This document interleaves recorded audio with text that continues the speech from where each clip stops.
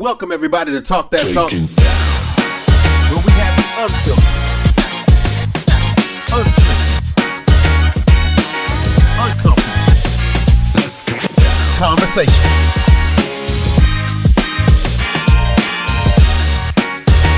Taking down.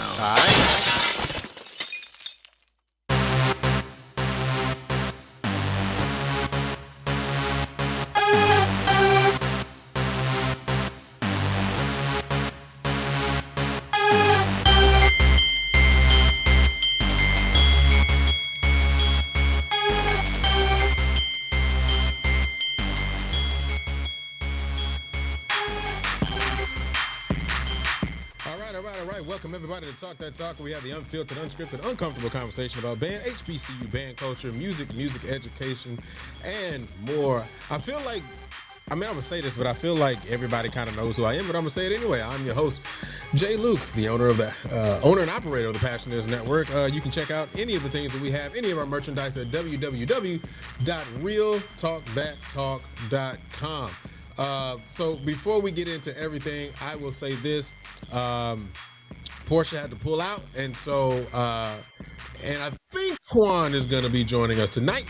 But if he doesn't, we still gonna rock, man. I feel like we haven't even done this show in a very, very long time, so it does feel good to be back on this show. Be back. Well, I would say in the building, but it's my house, so I don't know how that works. But anyway, man, we are going to have a great conversation tonight. I've been kind of wanting to have this conversation for a while, and so I think it's always good to be able to have these talks and have these conversations. And I am going to actually have this conversation with somebody that I know, somebody that was just a young guy when I first met him, and now he's all up in the YouTube spaces and doing everything. He just made a recent trip down to his home in Beaumont with his group, and so I want to bring him in, and I'm gonna let him introduce himself. And I'm gonna say this: if I start telling people about how you were when you were a freshman, don't be upset. All right, but man, I'm gonna go ahead and bring him in, man. This is my guy, former student, graduate of Alcorn State. I gotta say it right, Alcorn, not Alcorn. I used to say Alcorn. Andrew Drew McBreezy, what's going on? What's going on, Doug? How you doing, man? What's going on?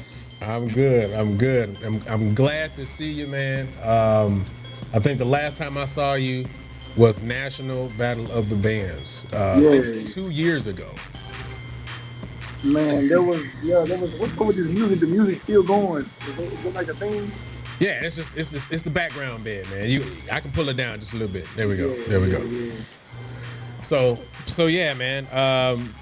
So, man, for the people who don't know who you are, go ahead and introduce them to who you are, what you do, blah, blah, blah, blah. And then, I'll go forward with it. Okay. My name is Andrew McBride. I'm head band director at Jefferson County School District. Assistant band director, or one of the assistant band directors at Alcorn State University. Graduate of Ozan High School, 2017. What else? I went to Texas Southern University from the years of 2018, 2019. Crab at Alcorn in 17. Graduated in 2021 from Alcorn State University. I played tuba, sousaphone.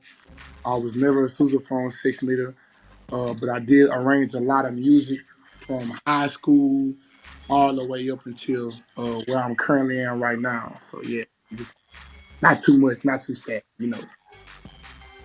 And so I want to go ahead and I'm going to let him know, but also let the world know, or the people watching. But I say the world. But so the thing is, he ran down his list of everything that he's done, and I felt like him and a couple other people, but unfortunately they weren't able to make it on tonight. And if they are able to slide through, I'll let them come in. But I really felt like, Drew, man, you were probably one of the best people to have this conversation with, because I remember you as a freshman, and I ain't trying to put all your business out there, so I ain't gonna do that, man. Or at least I'm gonna try not to. But That was back when in 2013, right? man, it was a while ago. I was still in my 20s, if my memory serves me correctly. I was still in my 20s. So but when he came in as a freshman, he was one guy that I can tell you was excited, energetic, about anything band. That was him. That was his energy, and I don't even think he remembers. But I pulled him aside one day. I say, "Man, why are you so hyped? What's going on?" He was like, "Man, that's how we came up in the middle school." And I was like, "Really? Like, all right, cool." But he's the energy that he exudes, and the energy that you guys see from him whenever he's in front of his group, whenever he's with Alcorn, is literally the same energy that he came in with as a high schooler. And when he says he writes, he's literally, him and Nashawn were continuously either writing or trying to crank up in some type of way Yeah. when they were in high school. And so and I and please correct me if I'm wrong, because I want to be super transparent for everybody. When you would crank up a lot, I would be like, "Hey, Drew, you gotta chill back just a little bit." You Remember gotta that? chill back, but yeah, man. I used to tell Luke, man, it wasn't no chill. They asked in the comments, was you my high school director, Mr. Luke? I say Mr. Luke, I don't say Julian. Mr. Luke was my high school band director. Yes. So that lets y'all know. So everybody, I be like, "Yo," because I'm not in the classroom anymore, but a lot of people be like, "Well, where you was at?" Like, I've been around. I've been in some places, man. So, but yes, he is my former student, and I always tell people that, and that's nothing I need to hide. And so, so my thing is, like I said, I would always tell them, like, "Hey, man, there are times when you should crank up, and there are times when you got to pull back, bro. You got to." And he'd be like, "Come on, Mr. Luke, man, come on." And I'll be like, "Hey, trust me." And I'm gonna be honest. There were some great times and some great moments that we had in the Ozan band back in the day. Ozan, now known as BU, Beaumont United. But I can definitely tell you guys, anybody who ever meets Drew, I will tell you his energy has been the same since day one. And I guarantee you it ain't changing for nobody. So let's go ahead and get into this. I want to go ahead and get into the conversation. I know Quan is trying to get in. He says he's in here. Hold up, let me make sure I give him the right link. But I want to go ahead and get started with the conversation. So let me ask you this, Drew. What is your definition? What would you say your definition of a bandhead is? What would you say your definition of a bandhead is? Um, it's crazy because like I had this conversation with a lot of people. I feel like anybody who's a band head can display any general knowledge of the culture, what it is, of the history, of the rich history of what I'm saying, just HBCU, the black marching sport of marching band. Like anybody who can display any type of knowledge, who what I'm saying, it oozes out bleeding like blood, sweat, and tears. Like that's a band head. Now don't get me wrong, there's band heads, and then there's band geeks, and then there's people who just do bands just for fun. And people tend to get that definition of a band head though. Okay. I just had the opportunity to bring Quan in. What's going on, brother? Smith. You may have a bad signal. I may have a bad signal. You look I like think you. he glitched my mind in too. Yeah. I don't know, man. Is it the high school Wi-Fi? Because this is probably the worst I've ever seen you. Go back out and come in, and then let's see if we got it. So here's my thoughts. Here's my thoughts. While Quan gets straight. So here's my thoughts. And This is my perception of what a bandhead is, or was, or should be. Um, a bandhead was somebody, at least from what I remember coming up, a bandhead was somebody who was not only a person who was a part of the band, but enjoyed the band culture for whatever it was. They had the musical prowess and all that kind of stuff. They had the education, they had the experience of being in band, but they also enjoyed everything about band from top to bottom, whether in most cases, mostly because it was HBCU, right? Because that's, a lot of where we came from. But any aspect of band, and any form of what it was, and that itself was a bandhead. And I think, and this is my personal opinion, and you can correct me if I'm wrong. I feel like now the bandhead could literally be anybody. So it can be somebody who is not from who has not marched before, or someone who has not or someone who does not have any experience with music or music education or anything like that. What do you think about that? Don't get me wrong. Like okay, like you said, it's a lot of people that's in, and it's crazy because I just had this talk with my kids. It's a lot of people that's in the band that really don't enjoy band for real. Like, and they will make you sing kind of crazy. That's where the term came from, bandhead. Like, it was a negative term at first. I mean, he a bandhead, he a bandhead. But so the bandheads start ingratiating it and turning it into, you know what I'm saying, something positive. And like everybody's not gonna like I forgot who I was talking to, but everybody has their own reasons for joining the band. Like my reason for joining the band is like to blow off steam. Like, you know what I'm saying? You know, me, I wanted to play drum. I want to play bass drum, you know what I'm saying? But my band director, Eric Wright, he was like, nah, boy, you playing tuba. You know what I'm saying? So I'm looking, it's like, it gives me the same type of vibe.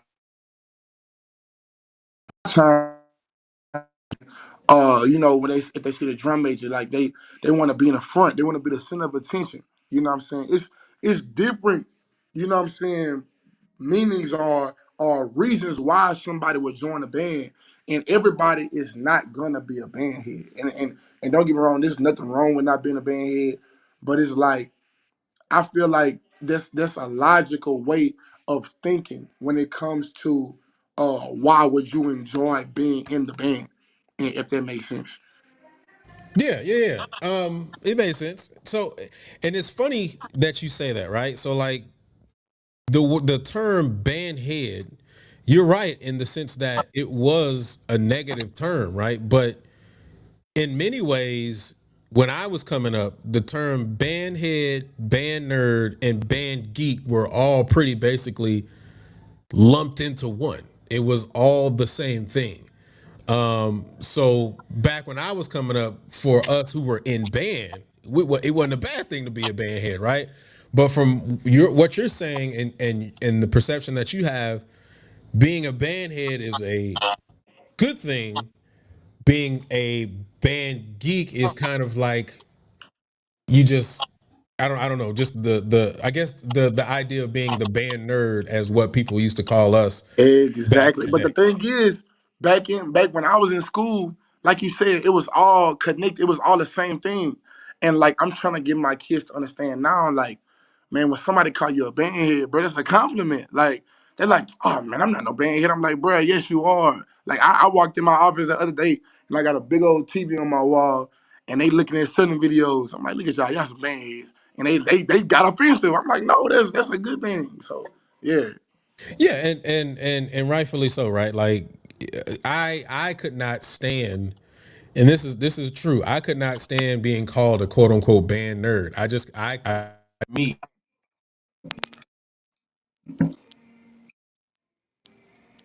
Your sound cut out, Luke.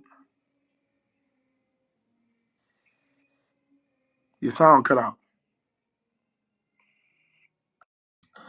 Can you hear me now? Yeah, I can hear you now. All right. So something just happened in my crib. I don't know what it was. but I'm gonna fix it in a second.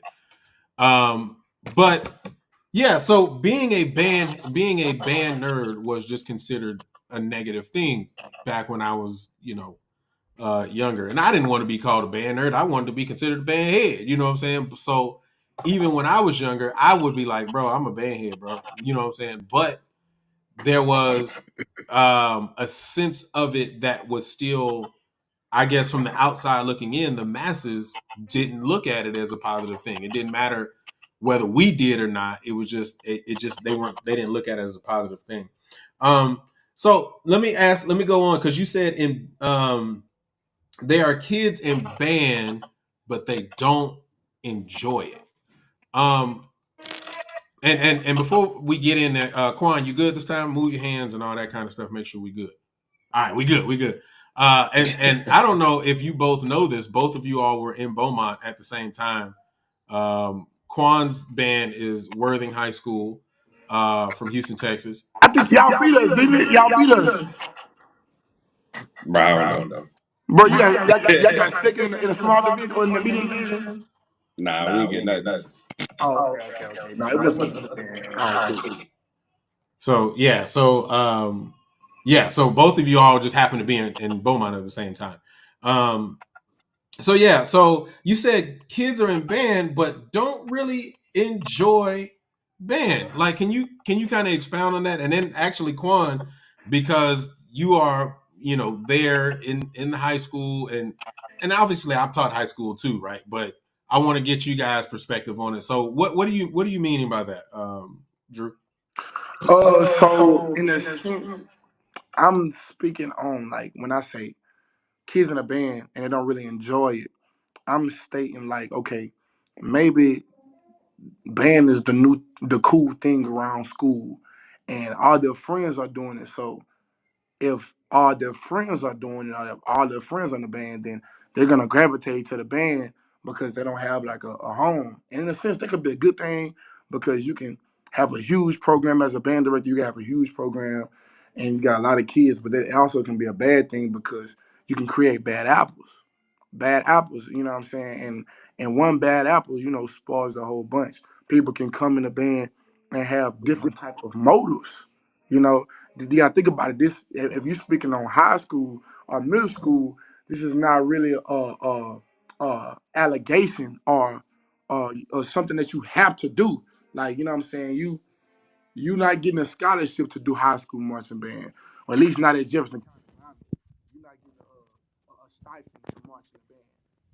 You just doing it because it's a hobby that you always love to do, and or like I said, it's a new thing. It's a hot thing around, and all the kids or all your friends are in the band, so you feel like you should join a band.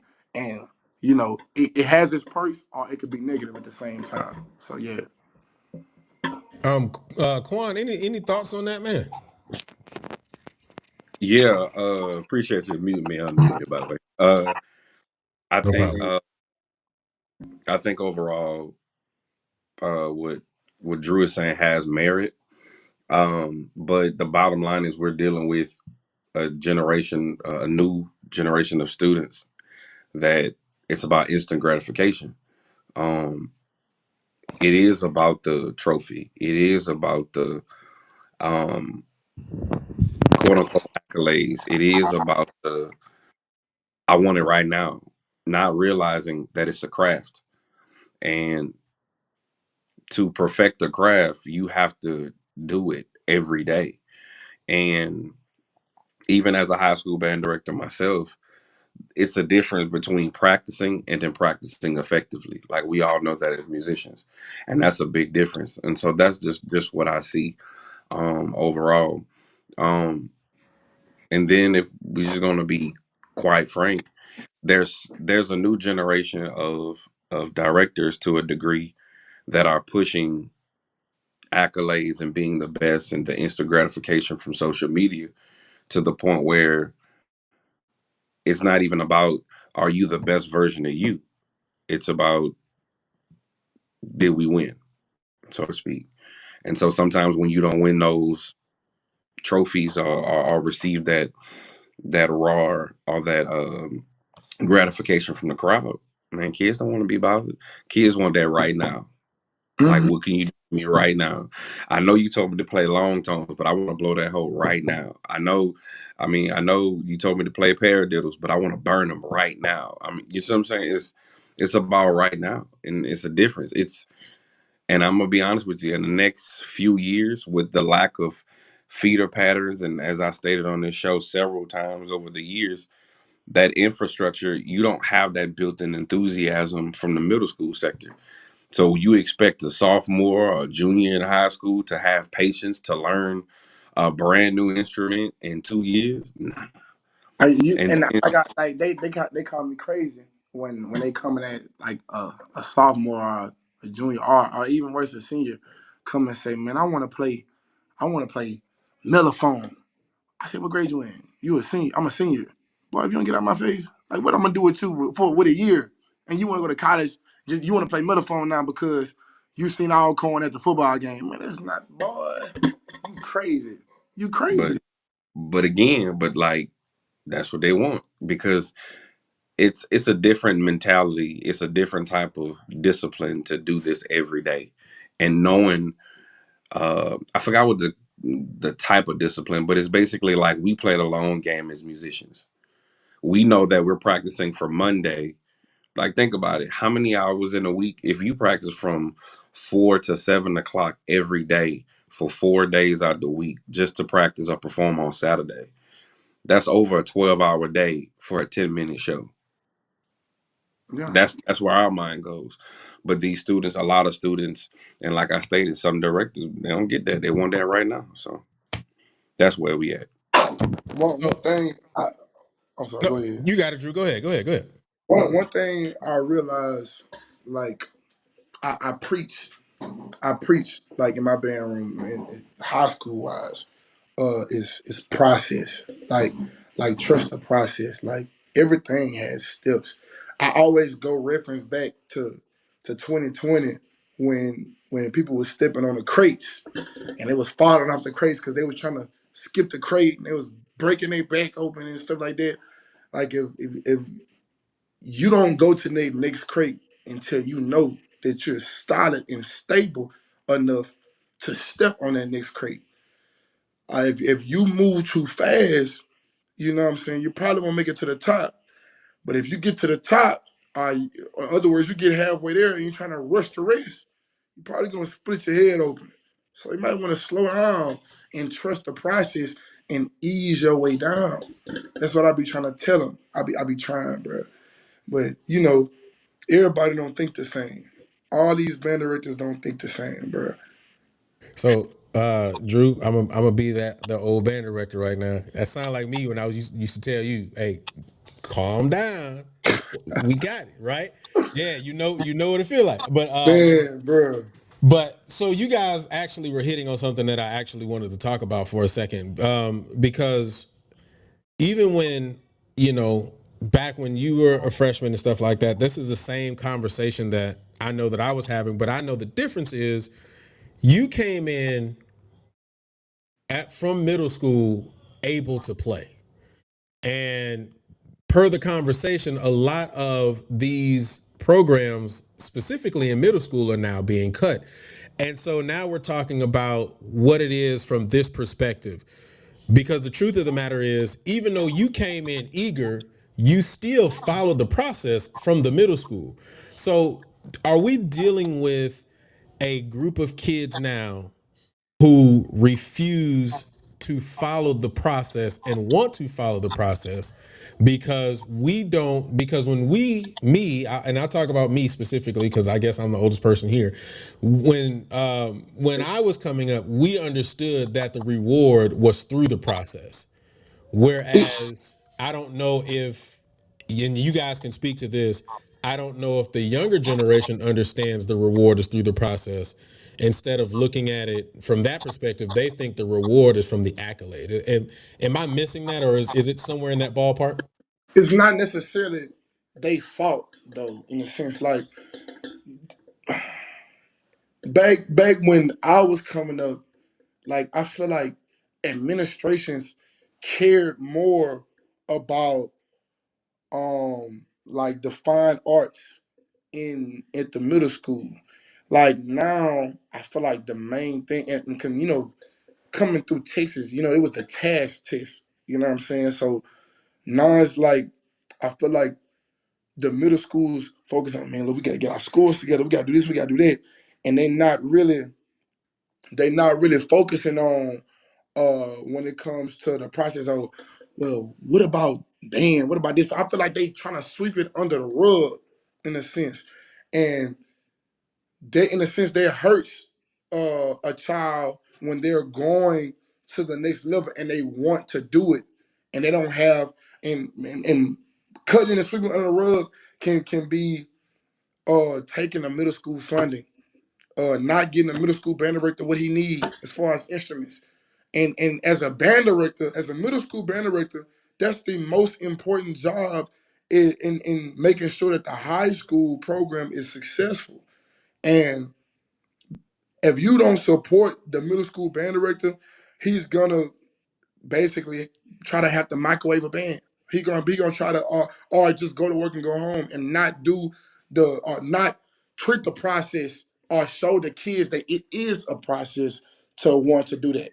To want to be successful. So now it's like he moving fast, the kids moving fast, the kids want to run right now. And it's like they bring that into the high school. So I feel like it starts from the top. Like it starts with the school, the administrators. Then once the administrators pour into the younger generation or the younger school, like the middle school, then that transpires the band director slows down. He can really teach and he can really, you know what I'm saying, mold the kids and encourage the kids to want to do something better with themselves and want to get better on their home, want to take the time to work on skills or paradiddles and stuff like that.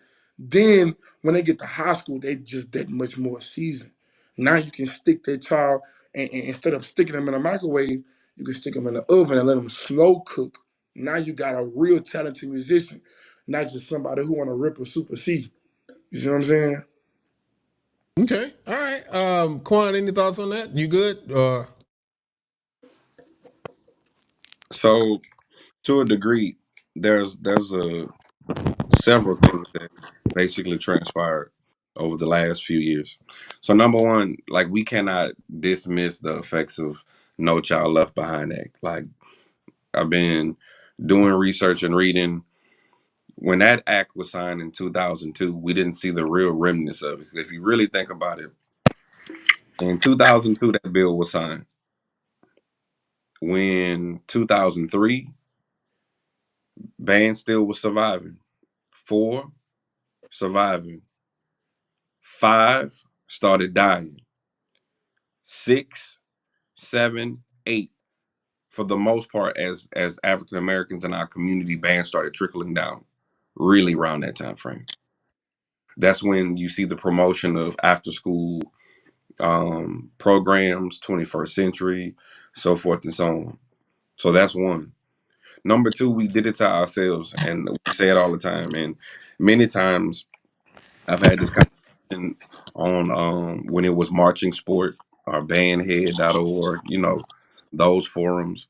Um, does a certified teacher matter? And many people was like, nah, certified teacher don't matter. I know many people not certified, which is true. There are many great non-certified band directors or musicians and teachers. But one thing that you fail to realize is when you don't have a certified person or a teacher of record in the classroom, that principal or administrator has the right to take that money because you're an after school person. So when I arrived here at Worthing, like I said before, it was 7 band directors in 4 years. When I first got here, it was like, bro, you're not getting no budget. You're not getting band classes because we don't even know if you're willing to stay. So to a degree, when we speak about some of these programs that have trickled down and died, and we speak about the middle school program dying, let's be honest. How many people that graduate really want to go to middle school? Most of them want to go to the high school to replicate their days that they were in college and teach the same things they did was in college. And then many people now are graduating with upper level degrees, and they want to immediately go back to the college level And no one really from our community as a whole, as a black delegation, wants to go back and teach the middle school level because we want to lift the hype of the high school and collegiate level. So some of this we're doing to ourselves, and then we cannot lie and act like standardized testing is not the all ruler when it comes to funding. So we have three things that are going and playing against the arts overall. And honestly, in the next few years, you're gonna see another push of non-traditional ensembles, the guitar classes, the ukulele classes, and all of that. Why? Because it's cheaper. So we have a lot of things that we're going up against in regards of our community as band directors and music educators. So it's a lot, bro. So, you guys are really touching on some things, and you all are saying stuff that are actually leading into other things, or making me want to ask more questions to just get more insight on what you guys feel. I'm gonna actually kind of go in the same area that both of you guys were in. Drew, you were a part of a middle school marching band, and by and large, in the state of Texas specifically, as you know, you don't really see that too often. And so, I guess my question is, and this question is going to lead to something different later on if Quan don't accidentally hit it on the head, because he does that sometimes. Um, do you think that having that middle school marching band has hurt or helped? Because specifically now, I'm seeing a lot more pop up than what was happening when you were younger. So, what do you think, Drew? I feel like the middle school marching band can't do nothing but help the program because first thing, man, you teaching the kids, they establishing leadership and they're developing like some type of oomph or get up about themselves, starting off at a young age. They finding out who they are. You bringing them out their shell earlier. They learn how to play earlier, and if you do it the right way, you can really control them and mold them into something really big. You know what I'm saying? But as far as just being an overall marching band wise, I feel like that's the best thing for the high school band. It's like I said, it's levels. It's levels. Like think back to New Orleans, like you go look at New Orleans, high schools. When they got the roots of music, that's elementary school kids, which makes the middle school better, which makes the high schools even better, which makes the university level so much better. And if everybody had the same mentality on how they think, the same way how Florida and Texas look at football, it's the same way how we should look at everything as far as the music ensembles and stuff like that. Because I was talking to one of my colleagues today. One of my band students is in he plays basketball. He was telling me, man, you need to go to band practice because I know, man, the way you play, man, you want to go where the money at. You know what I'm saying? Of course, I want you to be out here, but you need to be at band practice. Don't you got a battle of the bands coming up? And he's like, yes, sir. He was right there at band practice today. So it's like it's levels. Like the anytime you can start somewhere small and build that kid, the more time the kid has with that craft is gonna be lethal at the end of the day. It's gonna be lethal. All right, Quan, what's your thoughts, man? So I have a dichotomy with it. Being from New Orleans, I understand why, right? Like I'll tell anybody when I was coming up, they had a middle school called Andrew Bell. When I tell you, them kids were some of the best marching band students I've ever seen in my life. I'm talking about to this day, right? My brother, who introduced me to instrumental playing, he marched for a band called Leon Gacho Junior High. Their band director was the chief arranger for St. Augustine, Mr. Adrian Watkins. And so I feel like New Orleans is the only place that it could really work. New Orleans is the anomaly for that for middle school marching band, in my opinion. I And I don't I say that don't I don't I don't agree with that. I Well, feel like it could work. but I'm gonna tell you why. This is why I'm gonna tell you why, because I feel like New Orleans is the area for it because it was established and it was built on it. So when a lot of people say middle school marching band or work, their main thing they speak about New Orleans, right? What's another place outside of your middle school? What's another place in Texas they have middle school marching band? And I'm not talking about they're marching with high schoolers. I mean a entire middle school band program that was successful. I haven't. Well, back when I was in school, besides you said besides my area to But where I was. besides your middle school, what's another predominantly middle school marching band that was successful?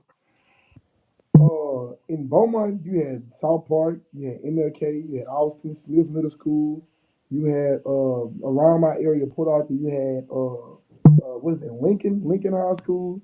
You go up to No, no, I'm Houston, talking about just middle school, just yeah, middle. Lincoln Middle School. I'm sorry. You go Okay, to Houston, you had Ortiz Middle School. You had it was when I was coming up, it was middle school bands everywhere. It's just withering away now.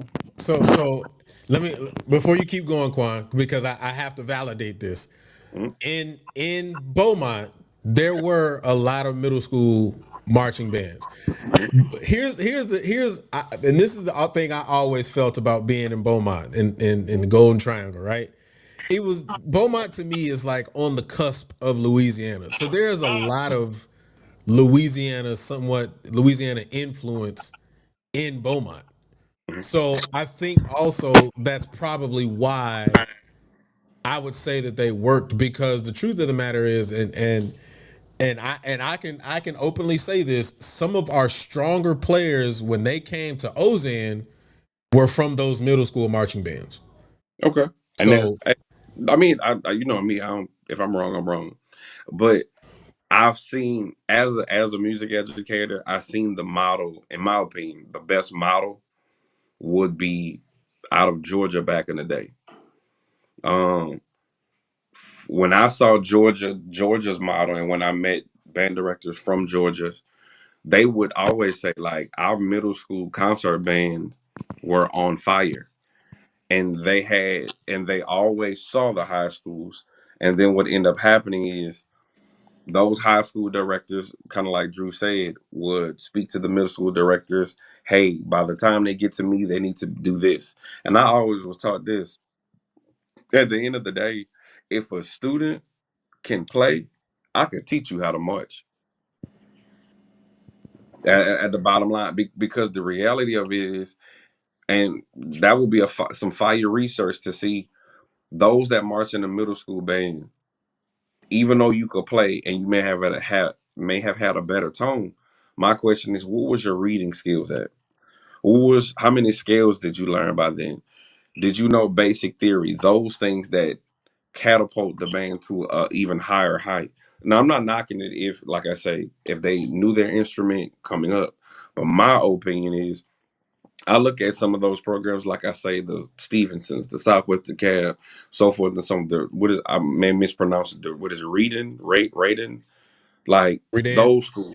Yeah, like those schools that had strong middle school feeder patterns, like those schools sounded damn near on the cusp of college bands during that specific time, for that Georgia, Florida areas. So, in my opinion, that's what I overall prefer. Now, coming from New Orleans, I understand why they had middle school bands, but that also is determined by the person that's in front of them too. So we're kind of playing semantics with it. But Got I would prefer a kid knowing their instrument, even like the Fort Bend aspect. The kids that go to Clements and First Colony Middle School and Shatarsha and all of those out stellar middle school programs, man, them high school band directors, they get ones at those competitions in UIL because they could read. So you. Yeah, and almost, because I was gonna say this anyway, but I think Quan, you kind of went into it. I think that a lot of it just kind of depends on regionally, right? yeah. For the most part, in the state of Texas, man, by and large, it probably doesn't work. you may find pockets like the Beaumont area, like it was in the Golden Triangle, where there were programs that were marching and successful. But you start looking in HISD, you start looking in Cypress, Fort Bend, Katy. Heck, you can look over here in Dallas, Duncanville, DeSoto. Like I don't see that being a measure of success from a middle school program. But then from another state, you may get something else that may be successful. So yeah, I think it's regional. So here we go. Here's the question that's going to lead up into it. And now we're about to get back into this young head versus old head kind of thing here. Here we go. So we had a question about bandheads earlier, what your definition of a bandhead was. I think Quan, you kind of came in later on that, but it's okay. Do as as I look at the landscape now versus what I knew it to be when, you know, I was an undergrad, when I started teaching and so on and so forth. Do we feel like, or do you feel like there are too many band heads being directors now?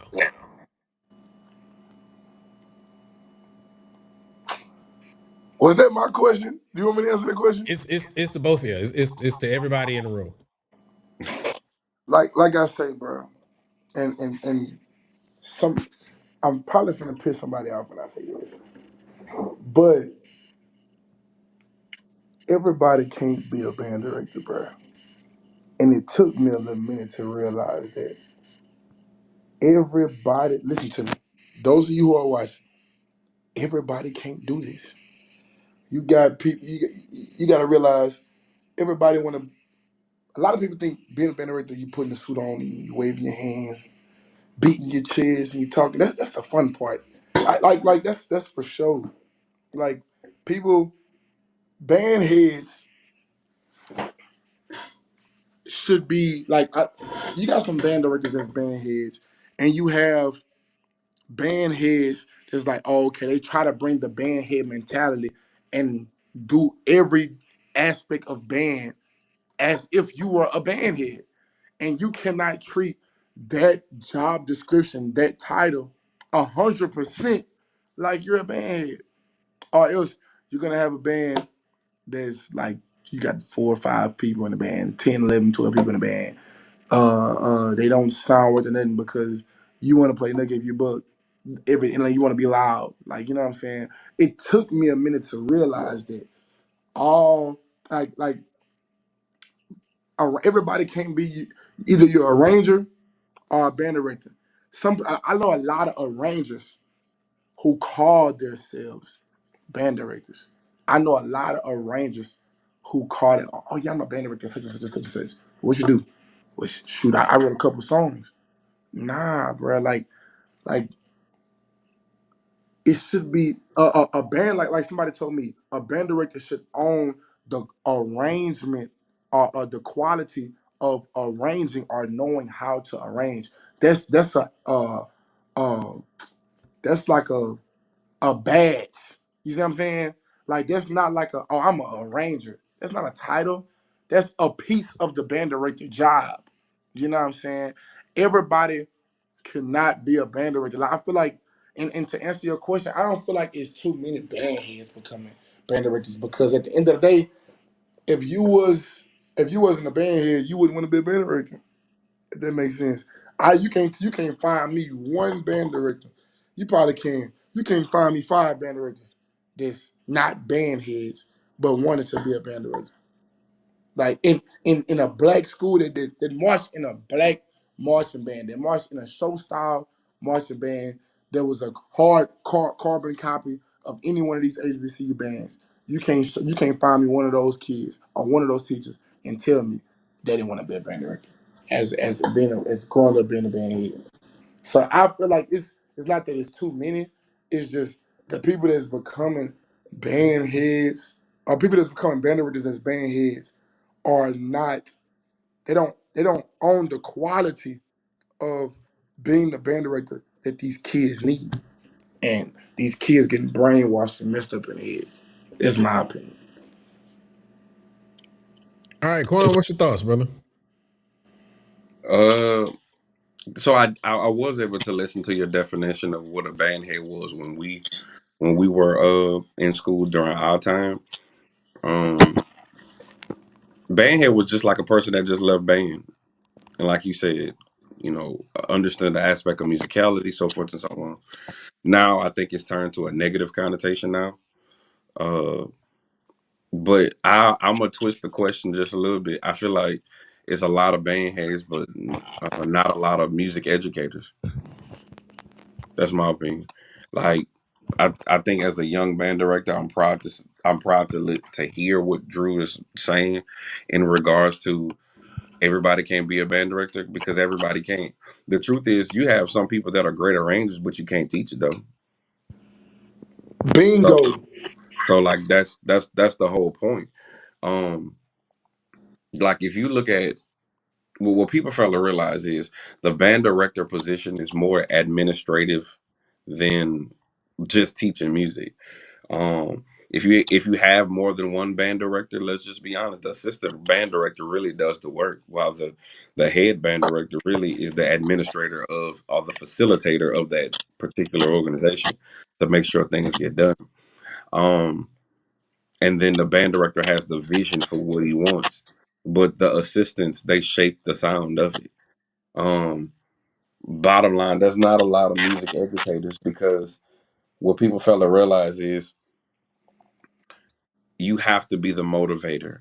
You have to, like we said earlier, share your vision so distinctly with your students because you're the shepherd that they be able to see it, taste it, touch it, and smell it.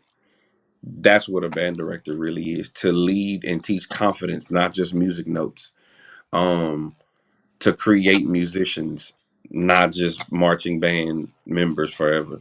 So that's what a band director, what a music educator is, and to train up the next generation of music educators, not just to love marching band, and we're getting to that point as well.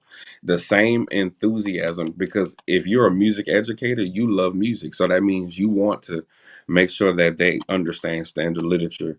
They also understand jazz band. They also understand other ensembles and whatnot. Not just, I want to play battery percussion. I just want to blow that hoe. Like, I'm a well-rounded musician. So I do feel like we have a lot of band heads, but we don't have a lot of music educators. So I wanted to go back and ask this question a while ago because I know that Drew ran down I guess the three or two different pillars: the band head, the band head, and the band geek, and or the band nerd. And then Quan, you just said something: uh, the band head versus the music educator. Can they be one and the same? Can all of those things be placed into one person? Can a band head be a band head and a music educator? And can a band head be a band, or can a band head be a band geek and or a band nerd? In the sense that where Drew was talking about, and then bringing both of those questions together. When it comes to the person that's in front of them, what version of the band head are you talking about, or what version are we looking at of the bandhead definition when we're talking about somebody who is teaching? Are we talking about the bandhead that is not the band geek, or are we talking about the bandhead that is the band geek? You see what I'm saying? So, any thoughts on that, or did I lose either one of y'all?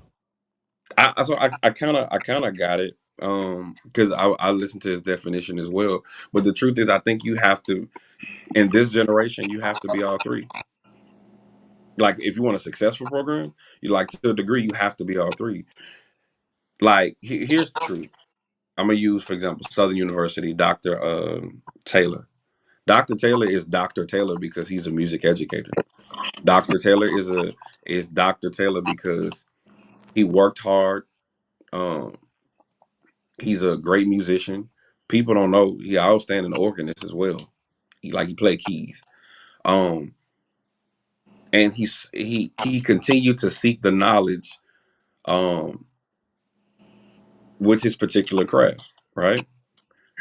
But did if we remember, I think a year or two ago when Power came out and he threw the glasses and did all that. And some people was like, he ain't got to be doing all that. But that's another aspect of motivation and competitiveness for his kids. You see what I'm saying? Like you have to be all of that. And I've seen him give clinics where he was detailed about the type of sound, shaping the mouth, breathing, so forth and so on. Being honest, that's the epitome of a music educator. You have to be the motivator. You have to be the selling point of your program, and you have to have a sense of cachet to give your vision to the kids, to have the mentality of this is why you came here and why you chose this particular institution and organization. And I'm a music educator, so now you're motivating young kids who are moldable to be better adults and people. You got to have all three, in my opinion, and or at least that's what I strive to have. Drew, any thoughts on that?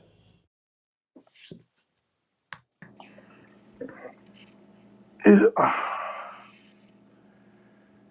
as a music educator, bro, like we have a lot of control. Once we get them kids hooked, man, it ain't no turning back.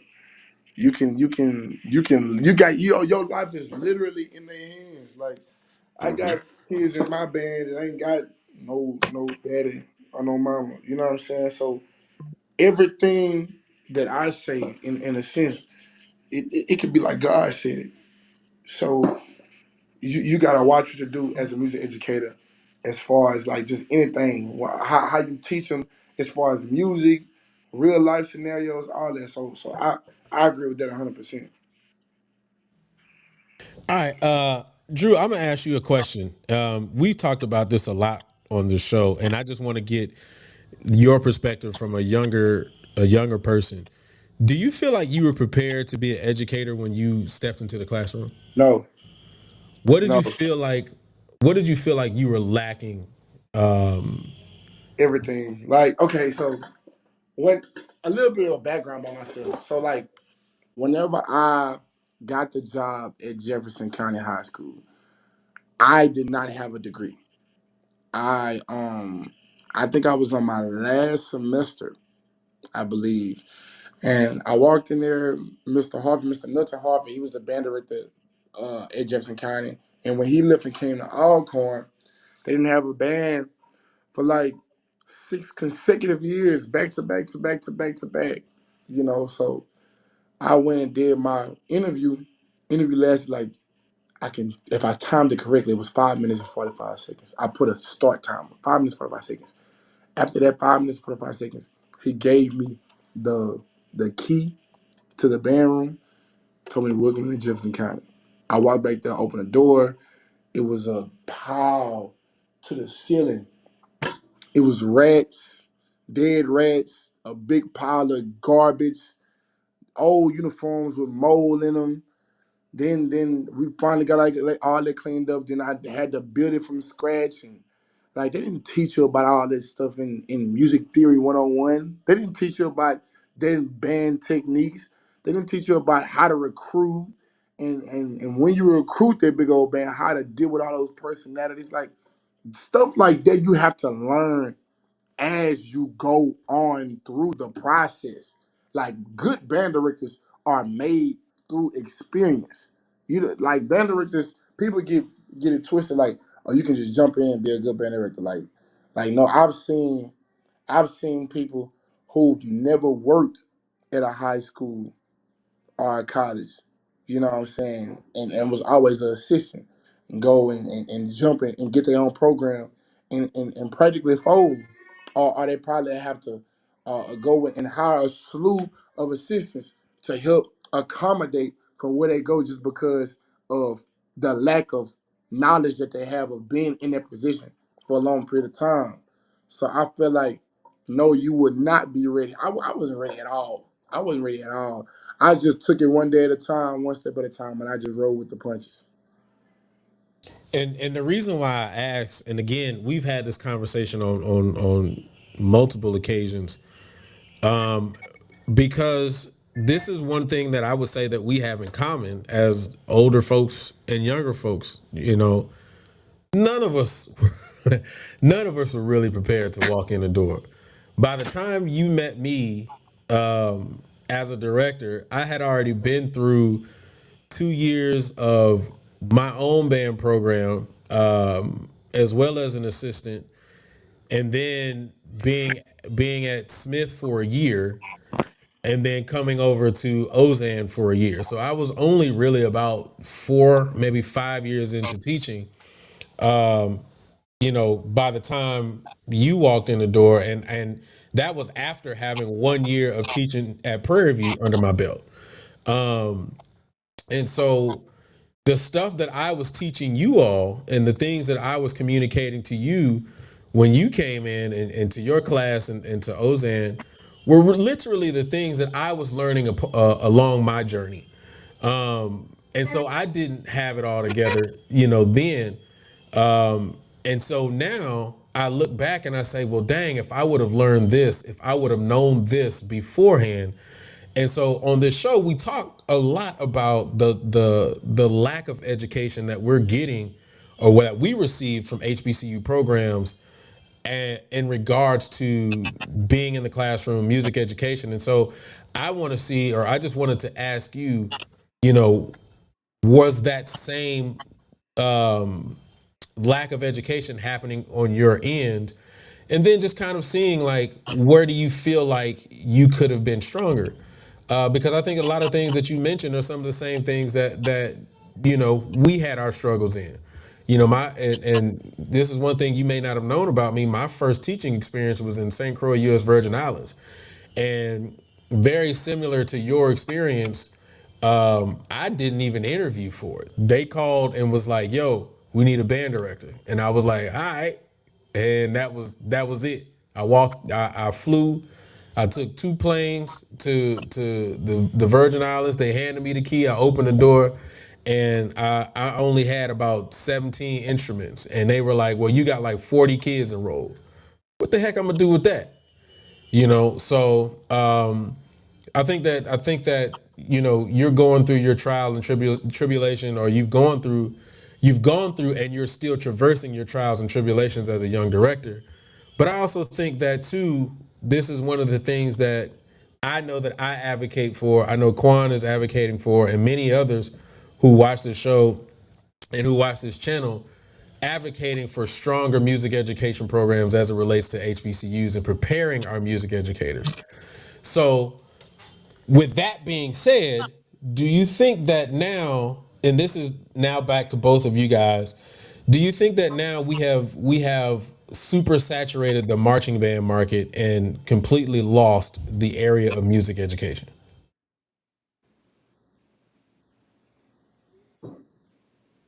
Mm, super saturated is a very strong word because I feel like this like if music education right, then marching band is just a descendant. It's the cousin. It's the daughter or the son. Like you can't like discredit and it's just that even if you think about a mother, right? A mother is gonna do everything to make sure all his kids are what I'm saying, thriving and strong. Now, yeah, you may show a little more attention to a certain child, but it's just like you got to think about all the branches of music education. You got marching band, you got concert band, you got jazz band, you got what I'm saying, and I feel like when you say we, I know you probably stating like the South, the black community as far as marching band. If you want to say it like that, then yeah, we probably put a little bit too much seasoning on marching band as far as too much attention. But as a whole, I feel like not necessarily. Like it goes hand in hand, in my opinion. Yeah, technically, and just to let you know, technically, when I say we, I'm talking about us. I'm talking about Miss Chocolate We the Fun. blacks. Yeah, yeah. Well, yeah, we put a little seasoning on, you know. Quan, your thoughts on that? Do you think that we've super saturated the marching band aspect of it and not the music education? Absolutely. And if we're gonna be quite frank, we not even really teaching marching band. I mean, we're gonna be honest. Explain that one. Because if we really were preparing people to be marching band directors and concert band directors, why don't we have classes for rehearsal techniques, like a thorough class? If we really was focused on bettering our marching bands, why do we have drill writing courses? Um, and certain schools have counterpoint, not all of them. Um, when it comes to instrument repair, when it comes to building and establishing um your curriculum, like for your goals and what you want to see your students attain and achieve. They're not doing that. And those education courses, we're just gonna be frank, those education courses that you take in your latter half right before you graduate, they really don't know or understand music. So they're just giving you the quote unquote bottom basement standards of education. They teach you about your standards and this is your learning objective and this is the E5 model of a lesson plan. Like, fluff, but they're not really diving into you. Um um and like Drew stated, there's so much more to dealing with being a band director of logistics, how to budget, um, instrument repairs, uh, even how to deal with children with trauma. Like, like we're lacking all of that. And like he just said, his story was very similar to my story, where we all was like, well, we gotta work, we gotta feed and provide, so we gotta get this job. And then they just throw you out. Many of our I'm not gonna say private lessons, but our methods courses are really subpar. Um, to the fact that there's certain songs that I know band directors don't pick because they don't know how to teach that instrument. Most HBCUs don't know how to teach bassoon, but that's a part of standard literature when you're speaking about concert pieces Or oboe. or oboe. You feel what I'm saying? Like it's you know it's it screams you're here to entertain. That's how a lot of the universities treat um our music departments. And the fact that we graduate and then many of us, if we're just going to be sincere, who have higher degrees in this music world, like you have masters in music, you have a sense of urgency when you're taking those courses merely because you know for a fact you don't know enough.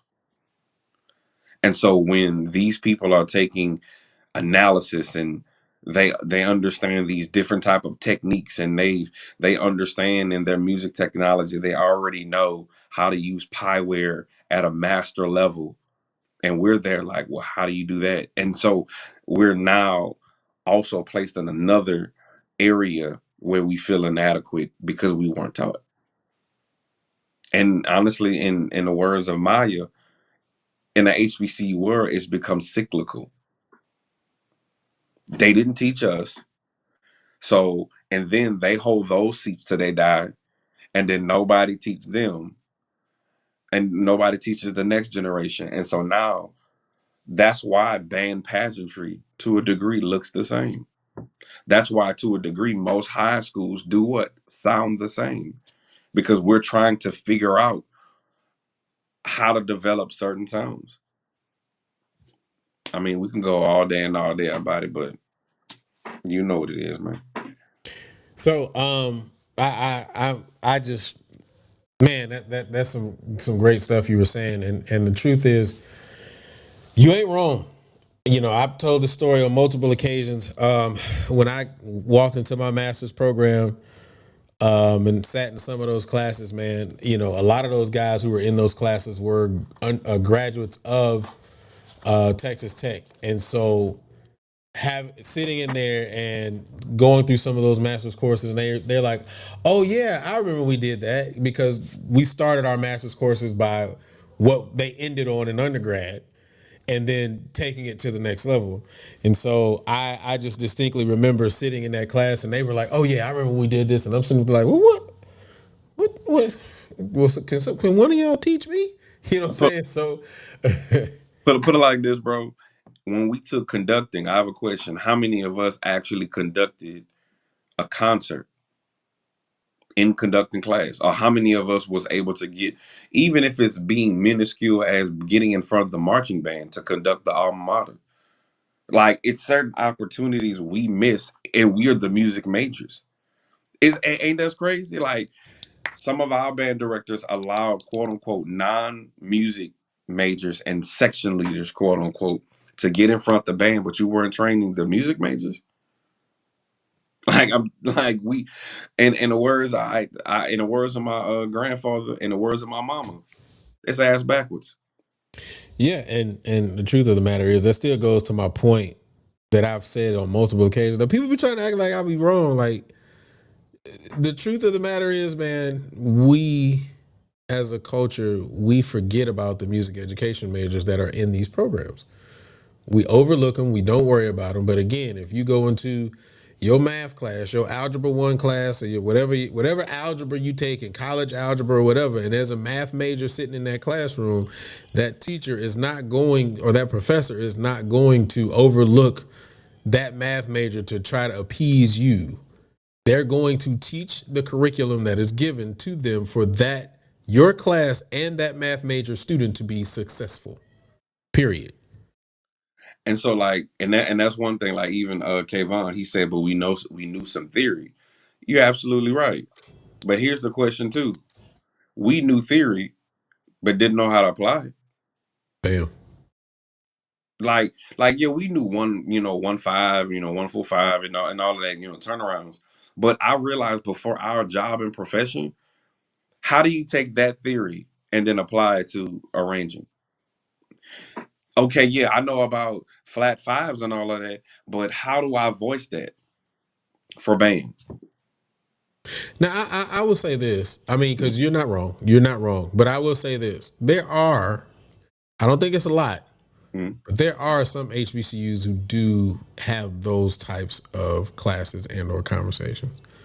Now, again, I don't think it's a lot, but I know I know FAMU has it. they were one of the people I was thinking about. I think Tennessee does too. Okay, I could be wrong. So let's just keep it 1,000. I love my school. I'm not gonna talk about my school, but we ain't had it. You just talked about your school though.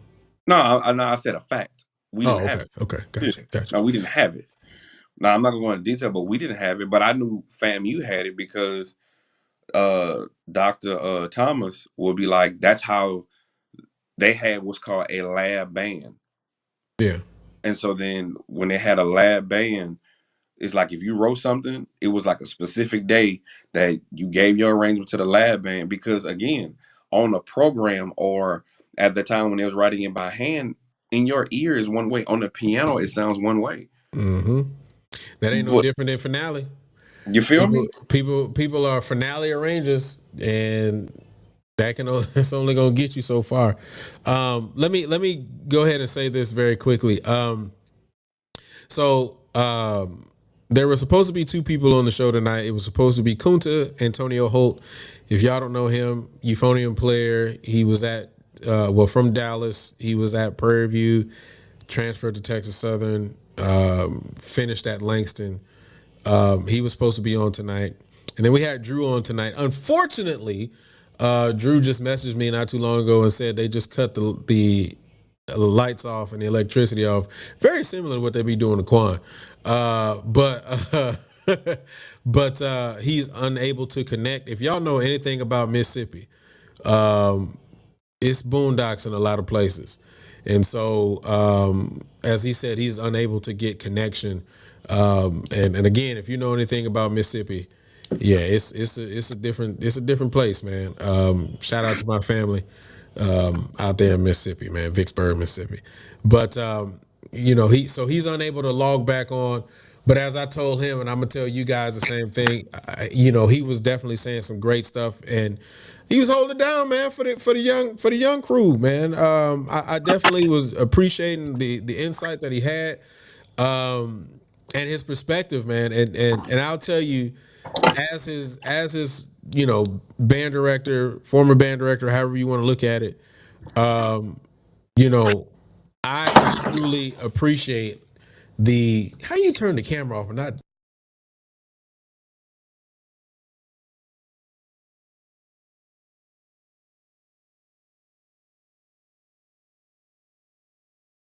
I can't hear you, bro. Smiths. I muted myself. I ain't mute you. Anyway, what I said was I can appreciate the growth that I've seen him have, not only from the last time that I saw him at National Battle of the Bands, but also the growth that I've seen him have based on this conversation that we were having today. It's amazing, and let me have my teacher moment for a second. It's always good to be able to see your students grow, and step into new areas and new territories, and specifically do the job that you were responsible for him seeing, or them seeing you do. And so, and shout out to Coach Caesar. He was in here earlier, former, or not former, but coach at Ozan, which is now Beaumont United, Drew's former coach. But it's definitely great to be able to see your students growing. And I'm gonna say the same thing about Zach. I don't know if he's still in here, but if you all don't know, some of the arrangements that are going down at PV, Zach is doing some great things with his pen. And I remember, when I was there, and even after I left, him asking about arrangements, talking about arrangements, being in the arrangement groups, and him walking around with his laptop with arrangements on it. Hey, Luke, listen to this real quick, and just being able to see the growth in all of your students, man, makes me feel good as an educator. It makes me feel good just as honestly, just a man. You know what I'm saying? Like watching young brothers and young men grow up to be men. So again, shout out to you, Drew, man. Sorry about your connectivity. Again, you were giving some great stuff, some great points. But I appreciate you coming on. One of these days, I'm gonna get Kunta back on here. Antonio Holt. I know he doesn't always want to be called Kunta anymore. So I'm gonna try to respect that energy from him and what he wants to be called. He's stepping into a new thing and a new space of his own as well. But again, appreciate you, Drew, for coming through. I don't know what happened to Quan. I think he had to tip out. What, Quan, you still here? Tight. I'm in here by my. Oh, there you go. No. I'm There you go. here. Oh, okay. I didn't know. You just I ain't seen nothing. Um, but yeah, man. So to go to kind of back this thing up and go back into the conversation just a little bit more before we get ready to tip out of here. So the last thing that I did have on here to converse about is the influence of social media and band directors, and what the perception is on that influence. Has that completely changed the role and the perspective and how the band director approaches the band program? Unfortunately, Drew is not here to be able to give his side, but Quan, what are your thoughts on that? So, just for clarity, the question is: has social media influenced the band director's approach? Correct. Hell yeah. I mean, and in every aspect. I mean, think about it. Band directors started making commercials due to social media. If that ain't an influence, I don't know what it is. I mean, You had some band directors that was going back and forth with other band directors. That's an influence. I mean, remember we were raised under the old guard where when internet first came out, they was like, stay off of it. Don't say nothing. Show up on halftime. And now you have some band directors, they like talk that stuff on the internet. So that is different. Some of the things that are perpetuated in this new generation, quote unquote, the bandhead culture, is being pushed and promoted by the band directors as well. So yeah, they're definitely an influence of it. Um, and that's really interesting. Because of the fact that you say that, right? Like when I was in high school, when I was in middle school, literally that's when internet was like beginning. By the time I got to high school, we had one computer in the band room, and it was when we weren't rehearsing, we could go on the computer and go to the fifth quarter and just see the videos and the clips and all that kind of stuff. And then by the time we got to college, yeah, Dr. Sanford was like, "Don't go talking on the internet. We meet it on the gridiron." And so I guess my thing is, are we dinosaurs, man? Are we just really the old people who just don't have a clue anymore? No, I wouldn't say that, bro. I think what it is we are the generation of a bridge. Like we're the last of like the last of the Mohicans, so to speak. Like we're blessed to where we seen the incoming of the new age of technology.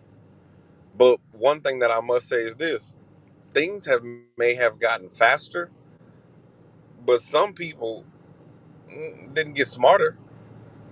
Some people has also transition. Like we seen bands transition from butt kicking playing on the from the pageantry approach to it's all about the stains. And I must say this: looking at Jackson State as of late, he's breaking that mold because you can't say that those drills are bad. You can't say Alabama A&M, Alabama State. Those schools are not like drilling. We're not gonna speak about Bethune Cookman because they some of the drill masters. You know what I'm saying? So I think to a degree, the new the this new wave of younger band directors, your even I'll give it to TSU, like they drilling and they're young cats. You know what I'm saying? Look at Dr. Little, what he's doing. I think we're the best of both worlds because we see where it has to go, and we don't mind an aspect of change, but we respect and revere tradition. So that's why I say we're pretty live, bro. I think in Dr. Little our age. I think Dr. Yeah, Little bro. is He our crabbed age. '05. Yeah, that's what I thought. He That's what I thought. crabbed '05. That's You what know I what I'm thought. saying? Come on now. So and you mentioned this, and I meant to say this on multiple things that we have on this channel now. Good Lord. Shout out to Texas Southern. Um, I don't know about anybody else. This is kind of off topic for a second, but let me get off topic for one quick second, and let me get on this quick soapbox here. I don't know about anybody else, and I also don't know if anybody else appreciated it or not. Texas Southern's halftime against Southern, for me, I appreciate it. I don't care what anybody else says. I appreciated it. Why? Because they made an attempt to do military drilling. When was the last time you saw or you saw an HBCU try to do military style drilling? Straight Texas A&M, and they attempted it and they did it well. Yeah, that wasn't. I think they really cut it up and did well for like their homecoming show, I believe. Yeah, I didn't. Maybe I ain't. And that's. I just wanted to take that time to say that I appreciated that. So good job. Kudos to y'all for that. But back to the regularly scheduled program. Yeah. So I think I think social media does play a part in it, and I'm not going to sit here and act like it doesn't. But I don't know if that's a good thing or a bad thing. I think that truly, and kind of going back to what you're saying, now the social media aspect has been the fifth.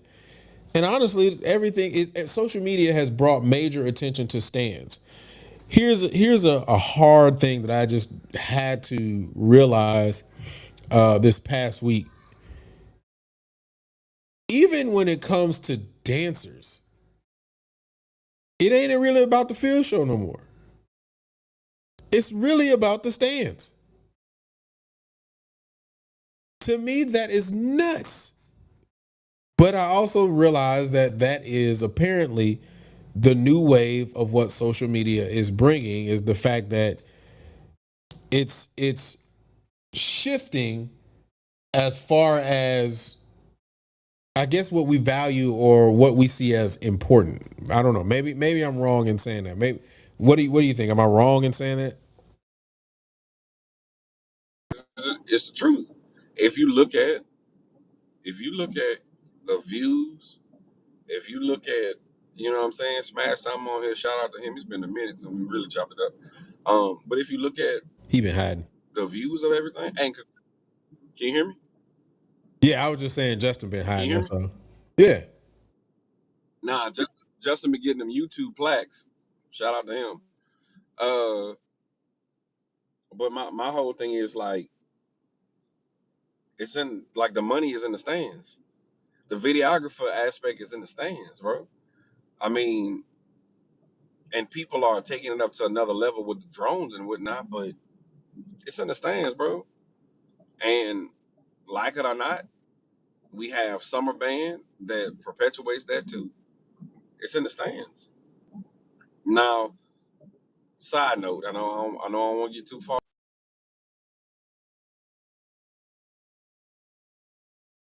Look at it. Hello, Can wait, you hear me? say that. Hello, stop. Because you said side note. I don't want Yeah. to get too far, and then you clicked out. Go say it again. Oh, I said I don't want to go too far, but the reality of it is, if you look at the videos and the numbers, it's about the stands. Plus, we have All Star Band during the summer that perpetuates that, and to a degree, you can't blame them to have a zero quarter or a fifth quarter because bands can't even play during the game. So Facts. I don't some disagree of with that. yeah, so some of it is because you got a DJ that's playing. So it's like I didn't practice all week. Man, I might as well get my rocks off either before or after the game. So that's just what we're dealing with now. So the real show is after. It has to be. Like when we perform at that Texas Southern game, I literally was like, bro, like I would have lost my mind as a college student. Like it's that boring. You only can play during timeouts. Yeah, it's difficult. I remember, and we would have this discussion. Myself, Rick, Hop, Sean. A lot of the times, we would have this discussion because of the fact that we would get a lot of complaints from fans, stuff like that, of the fact that we weren't playing in the stands. You know, it would be fans sometimes at the game yelling at the band for us to play at times when they thought we should play, not realizing that we couldn't play.